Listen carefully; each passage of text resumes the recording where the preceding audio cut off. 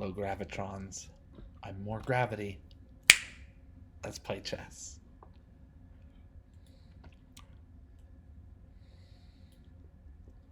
Okay. So I played white in a game. This is game in five. Um, Went to 30 moves before my opponent uh, had a timeout. And I would say the game was contested all throughout. There's no one point where either side broke through and gave it back. Nope. Or broke through and it was right away and anything like that. It's just a really strong game, a real battle of the ideas, and I had the good fortune to win, but also because of how well I played. So I feel good about my play. My opponent should. Oh, my opponent can has nothing to hang his or they head about. I see Alexandre is usually a boy's name, so my opponent has nothing to hang his head about. Let's start in. So just king's pawn, and I played c4 to push things towards an English opening kind of game. And here with knight to c3, we see some uh,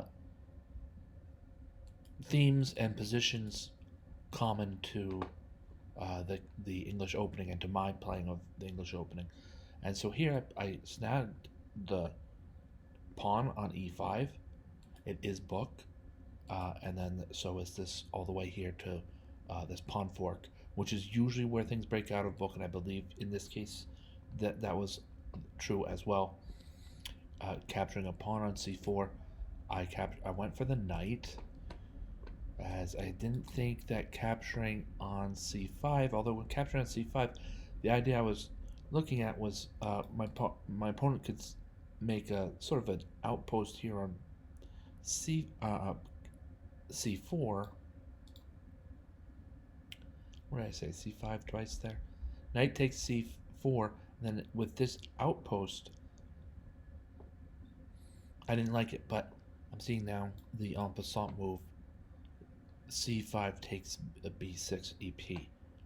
Might have been helpful in my calculation. Nonetheless, uh, capturing a quarrelsome knight on c4 is a strong move anyway. Just looking at the. We'll let black make a move. Just looking at the board overall, even material. White's turn to move. A lot of good concentration of pawns and pieces in the center. White's about to castle. Black's about to castle. We've got a chess game on our hands here, folks.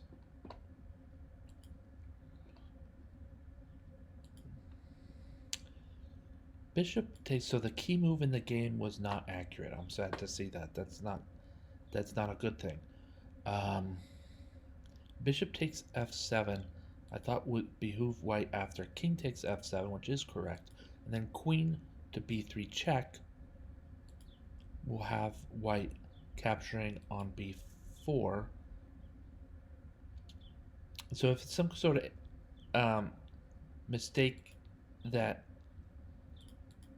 the computer is detecting this as an inaccuracy. No, sorry. The computer is detecting this as an inaccuracy, and so for some reason, uh, it's not that bad of an inaccuracy. About to the tune of a pawn. I think Torch would want me to push e5 first. I think some of the same tactics apply, except now at the end of it all, there is no knight takes e4. Let's consult. I'm going to consult with the analysis window here, and indeed, Torch would want white to play e5 here, and that puts the question to this knight, and also the pawn is now away from where the knight's attacking, and under the protection of the d4 pawn. So it's a stronger thing. Because also after e5, black cannot castle immediately. The knight must tend to finding some kind of security or safety, and it also looks like perhaps this knight. Nope, knight's not trapped because of knight to e4, and this knight is looking at him, but that knight is pinned. So kingside castles make sense. It's complicated. Overall, I would say this is reasonably quite complicated. But anyway, bishop takes f7 check, removes some of those complications. Now I'm saying white's up pretty much a clear pawn. Even with rook e8, just close the position as much as possible, and the rook's hitting at a pawn wall. So that's a somewhat simpler way to approach the position that we had at about move 8, rather than what we see here that Torch is offering. This is best line, but kind of complicated from a human point of view. So bishop takes f7 check, and we had worked our way to about here, closing down the center file very strong. And other considerations would be, of course, knight to e4. We have a knight in place to challenge and kick that, either capture or be captured, that kind of idea. We have f3 at our disposal to just straightforward kick the knight, and that should be plenty. So instead, my opponent played to g4. White's kingside castle, queen h4, and what with black threatening mate here, it's neither a bad move to threaten mate there, nor is it really all that scary. Bishop f4 can help answer it. h3, like I played, can help answer it. e6 is giving up too much, so pawn to h3 is the simple move that occurred to me first, and I thought it was adequate as well. So things are now going to get a little double-edged.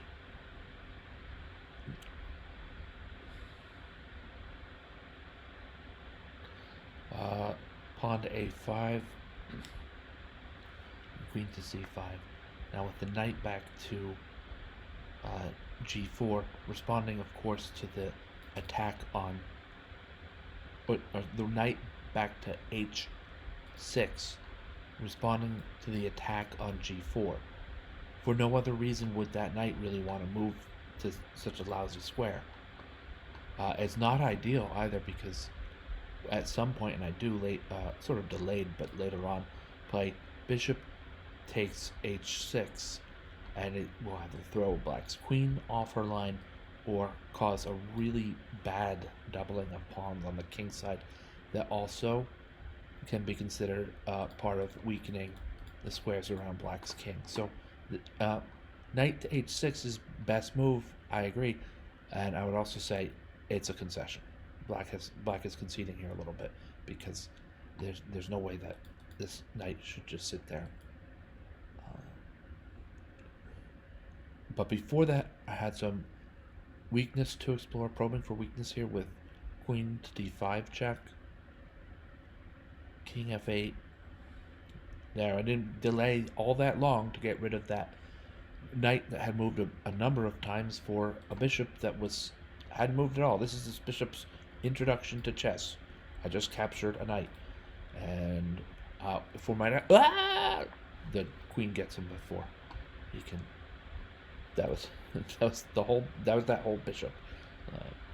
All right, so queen on h6 though. White here is looking for ways to trade queens, of course, while being up 2 pawns, and what a beautiful set of 2 pawns they are on d4 and e5. e5 being a passed pawn, currently protected. He's got protection in his future too, with rook f to e1, or in some cases maybe rook a to e1. Not usually though. So white will be looking to trade queens, and black will be looking to avoid queen trade. So we get, even before that, we can pick up a pawn on c7. King goes to g8, and now ahead. White is now ahead by 3 pawns. Black has some counterattack of his own to investigate with queen to g6, pinning the g2 pawn, threatening bishop takes h3, or threatening bishop takes h3, so that this pawn is lost, and also with it the checkmate threat, queen takes g2. You know, yeah, this is thematic. King to h2. It's a thematic way to protect. It's a strong and thematic way to protect. Usually, and in this case, h3. Now, bishop takes h3. There is no pin, so I'm capturing a bishop. I'm ahead by 2 points of material, so you better be sure about your attack. I wouldn't be so sure about this attack because your queen's on a light square, which is the only square prepped towards this attack. It's going to take at least 2 moves before black can get a check in, and after all that, there's a really awesome retreat for white to g1. So, yeah, this is a move that shows my development as a player. King to h2. There's some good moves by my opponent as well here. Rook to a6. Short of rook to a6, how is this rook going to get into this chess game? Right? That rook would just sit there until the end game. My opponent instead played rook to a6, and now there are more complications on the board, including rook e6 and rook c6. Very strong strategic move here by my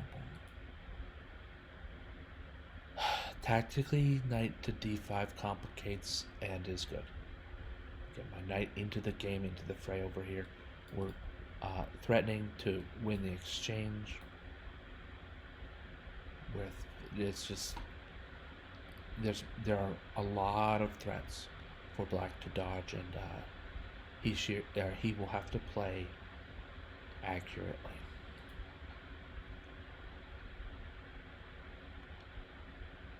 King h8 is the best move, so that when I play knight to e7, it's not also a check. It would cost black the exchange to avoid losing a queen for a piece on g6. So king h8, a heads up move. I played knight to e7 anyway, and I'm seeing that it's flagged as some kind of mistake, so let's take a look.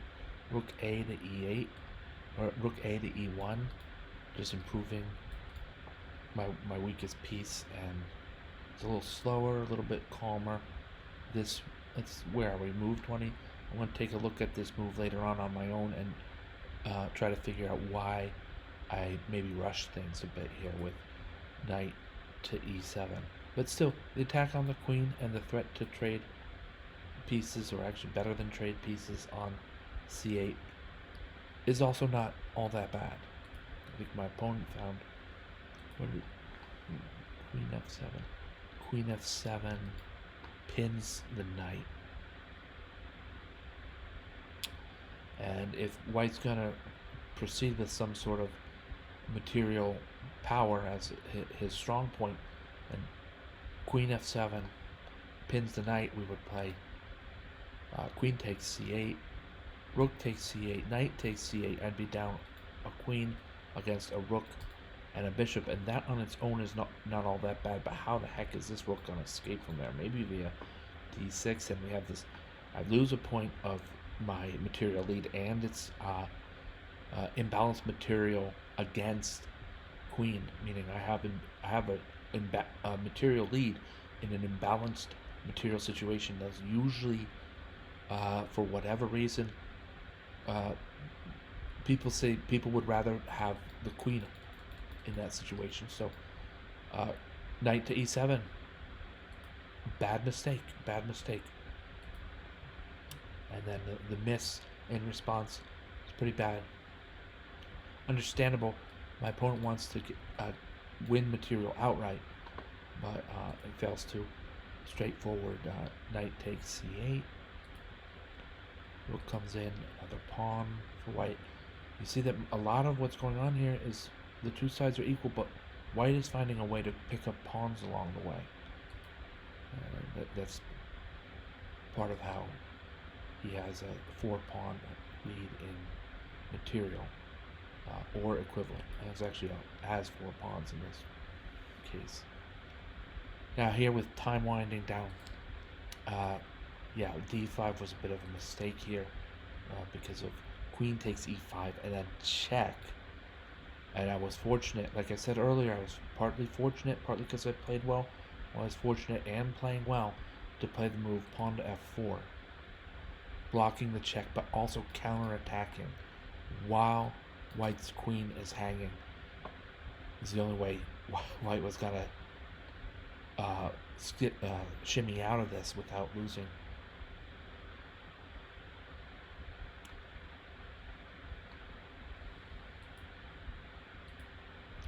Now we got the connectors back in the central files. I was waiting on rook to b2. I don't think it comes right away. Instead activating a king.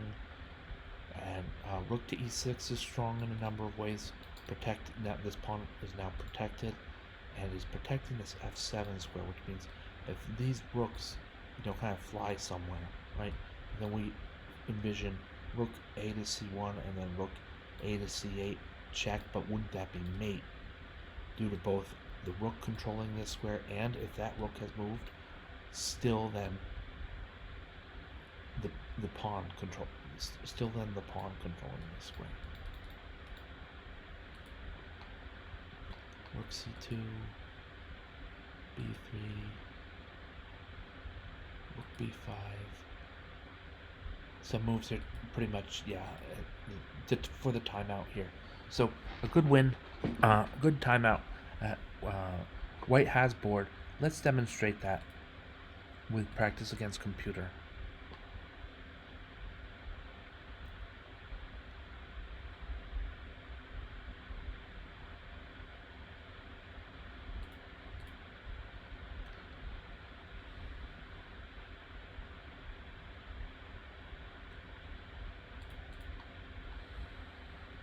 Right, so this is the win. Rook to c8.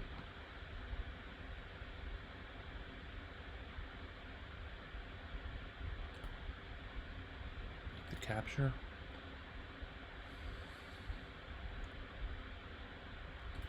And we're the only side with a major piece.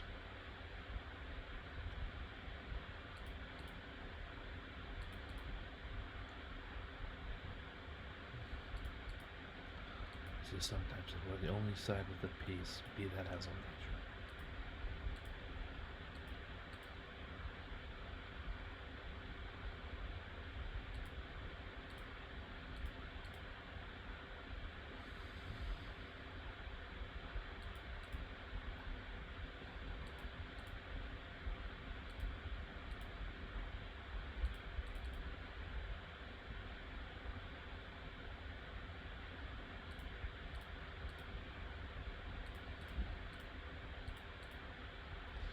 All right.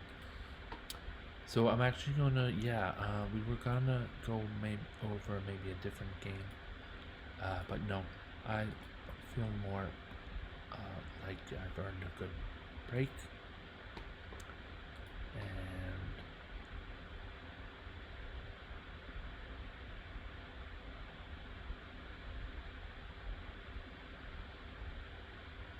close that down.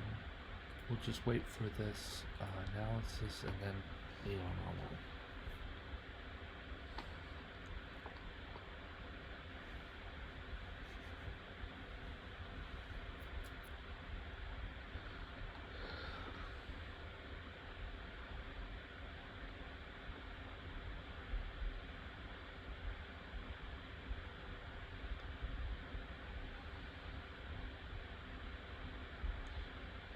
Okay. So including the practice first computer is still accurate, and before accurate as well enough, and I'm glad about that. Okay.